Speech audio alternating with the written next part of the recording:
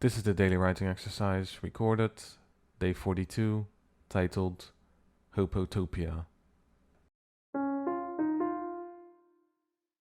So, when are you going to die? Kiara asked her boyfriend Amit. Amit thought about it. You know, he said, thoughtfully, 86 seems nice. 86? Really? Kiara said, surprised. But why though? Amit shrugged. Because it's like 4 years before you become 90. And I don't want to become 90.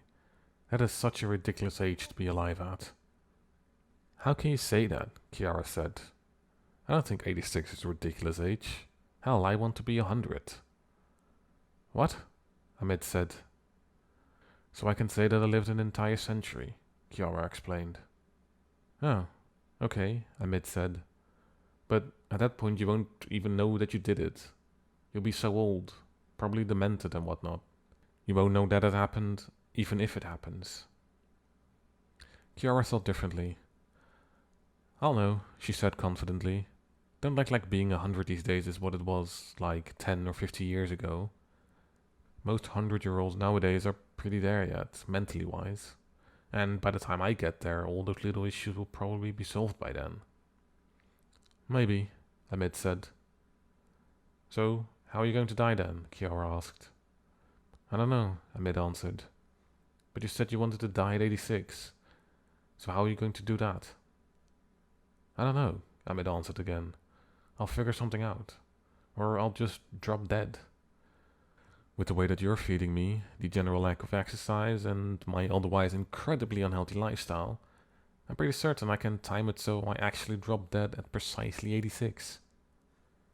So, Kiara said, you're just going to abandon me then? And let me be alone for the next 14 years? Amit rolled his eyes. I guess, he answered timidly. Don't you want us to be together until the end? Kiara asked, more seriously. Of course, sonny, of course, Amit answered sweetly. But I don't want to be an old senile fool. I mean, I've seen your grandfather, and you've seen my grandmother, and I'm pretty sure neither of us want to end up like that. But we won't, though, Kiara said, as she grabbed Amit's arm and hugged it. We'll be different. Sure we will, Amit replied, patting Kiara on her head. Don't you believe me? Kiara asked. Oh, I believe you, Amit answered dutifully. And I'm just saying, we have perfect examples in our lives of how things will end. And I don't want to be that way. That is all I'm saying. Although I guess we won't know until we are there and then. He quickly kissed Kiara on her forehead, which seemed to stem the tide of annoyance coming from her a bit. So, do you think we'll still be together then? Kiara asked. Amit answered quickly. Of course, he said, of course. Unless you're planning on leaving me, he said with a slight chuckle. I'm not, Kiara said with a big smile on her face. She crawled closer to Amit and put her chin upon his shoulder. Are you planning on leaving me? Amit sighed and turned towards her. Never, he said firmly, not looking her directly into her eyes. You think I'm that stupid? To leave someone so perfect like you? Don't say that, Kiara said, casting her eyes down at his hands. No, Amit said, continuing onwards. You are the best thing that has ever happened to me, and probably will ever happen to me. I'd be crazy to let you go. Kiara said a few unperceptible things before she resolutely let go of Amit's arm and got off from the couch. Amit watched her go, not sure if he had said the right things. He tried to work his way back through the conversation, but figured he would soon enough find out whether or not he had said and did the right thing.